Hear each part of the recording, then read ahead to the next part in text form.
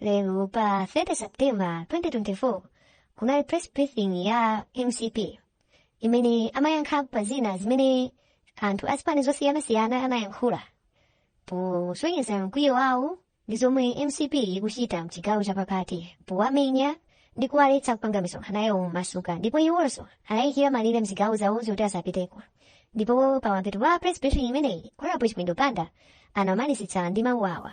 Pomaliza penipeni tipemphe nthambi zogwira ntchito boma ku polisi komanso ku makoti zisalole kuti anthu ngati awa ofuna kubweretsa kugawanikana komanso mpungwepungwe mdziko angoyenda choncho, malamulo agwire ntchito.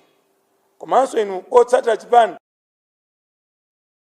cha Malawi Congress Party musayike malamulo m'manja mwanu, musabwezere wina aliyense amene akuyankhula mawu amenewa.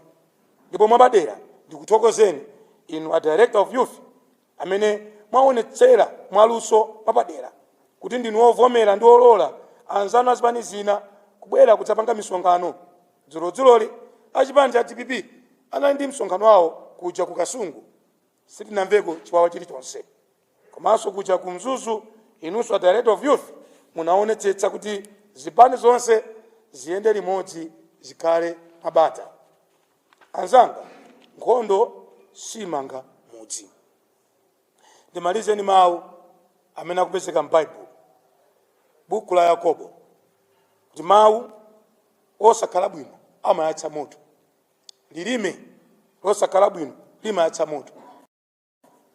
Limakhala ling'ono koma moto umenewu umatha kuyaka dziko lonse.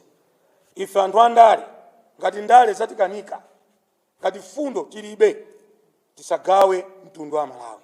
Tisawike chiopsezo anzathu onse amene sakudya ndale koma amafuna chitukuko. Ambuye akudalitseni nonse, zikomo kwambiri.